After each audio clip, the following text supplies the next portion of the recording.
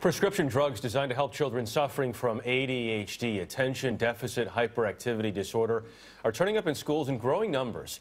The drugs like Adderall and Ritalin are being sold to students not for their intended purpose, but to help them get better grades. And some adults are also using them to help improve their performance at work. And joining us now is psychologist Dr. Jennifer Hartstein. She is the author of Princess Recovery, a how-to guide to raising strong, empowered girls, and Dr. Alana Levine. She is spokeswoman for the American Academy of Pediatrics. It is great to have both of you with us. Good morning. Good morning.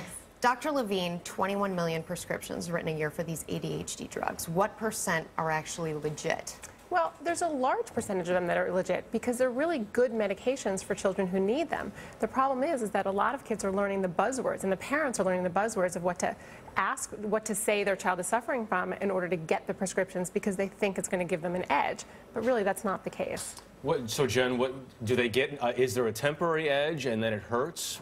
I mean, you see this as well. Yeah, we do, and I think that it's not a temporary edge. They do see that it helps them become laser focused and really able to hone in on the things they need to hone in on to perform better on tests, to do their homework more effectively, to be better athletes even.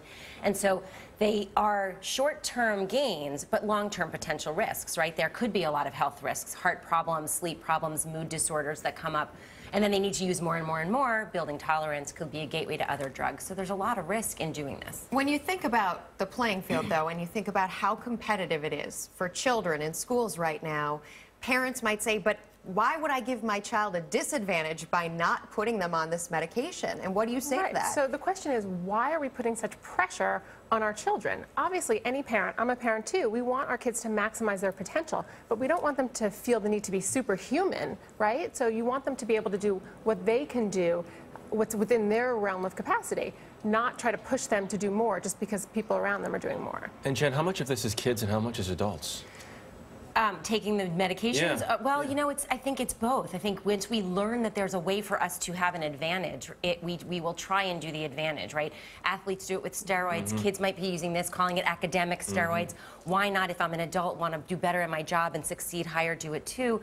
Is it cheating? Is it a problem? It is a problem. We have to really address the fact that we live life in a bell curve, and sometimes we're not all going to be at one end or the other end. A lot of us are going to exist in the middle, and how do we go back to just accepting life on life's terms sometimes? But how do you do that? I mean, it's a lot. It sounds like, to be honest, some wishful thinking, because to say to somebody, you know what, just accept mediocrity while somebody else is on the drug and going higher. Yep. Right. Well, it's not necessarily accepting mediocrity. It's accepting who you are. And what we have to realize is these medications have potential risks, especially for people who take them when they don't actually need them. So they take them, they're not working, they're taking more. And then, as you said, it's a gateway to other drug abuse. So it's just going to sort of snowball and lead into a bigger problem. And I think acceptance of who we are is really something we've gotten lost. It's gotten lost in the process. So we don't all exist at A+, at Bill Gates standards. Some of us exist at a lower level, and that's okay. We can still live full, enjoyable, fun lives. And why not go back to figuring out how to do that a little bit?